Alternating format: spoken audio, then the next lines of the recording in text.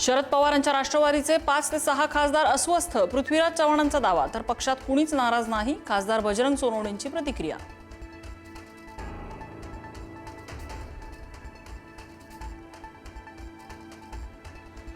शरद पवार आणि उपमुख्यमंत्री एकनाथ शिंदे यांच्या भेटीवरून खासदार संजय राऊतांची तीव्र नाराजी. पवार गद्दारांना प्रतिष्ठा देत आहेत, त्यामुळे आमचं मन दुखावलं, राऊतांची प्रतिक्रिया.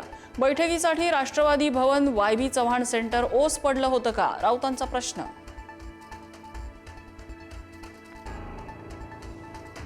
शरद पवारांच्या भेटीनंतर उपमुख्यमंत्री एकनाथ शिंदे यांची पहिली प्रतिक्रिया. भेटीमुळे कुणाच्या पोटात दुखत असेल तर आपला दवाखान्यामध्ये उपचार घ्या, शिंदेंचा विरोधकांना खोचक टोला.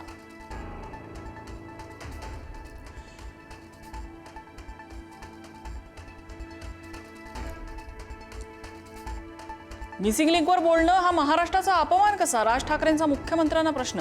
बघून घेण्याची भाषा मुख्यमंत्र्यांना शोभत नाही, मिसिंग लिंकवरून राज ठाकरेंचा मुख्यमंत्र्यांना टोला. राम मंदिराच्या चोरीबद्दल बोलणं हा धर्माचा अपमान कसा, राम मंदिर देणगी चोरीवरनं राज ठाकरेंचा भाजपवर निशाणा.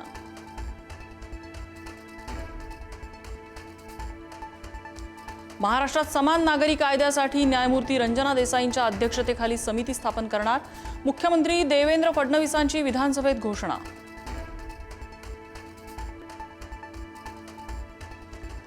हिंगोली जिल्ह्यात मध्यरात्री भूकंपाचे धक्के, वसमत, कळमनुरी, औंढा नागनाथ आणि हिंगोली तालुक्यात हादरे.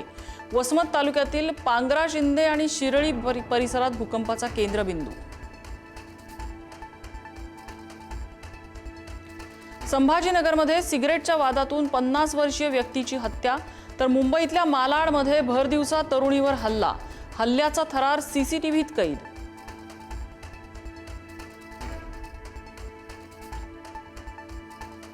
मराठवाड्यात शेतकरी आत्महत्यांचं सत्र सुरूच.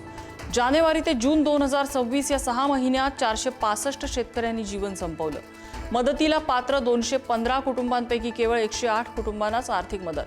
गतवर्षी मराठवाड्यात 1131 शेतकऱ्यांची आत्महत्या. अमेरिका इराण संघर्ष पुन्हा चिघळला. दोन्ही देशांच्या हवाई हल्ल्यांमुळे युद्धाचे सावट. कच्च्या तेलाच्या किमती $78.80 प्रति बॅरलवर. जागतिक बाजारासह भारतीय अर्थव्यवस्थेवरही परिणामाची शक्यता.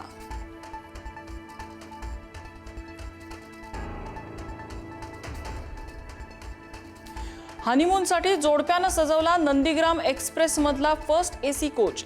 कोच सजवण्यावर कारवाई न केल्यामुळे टीसी निलंबित.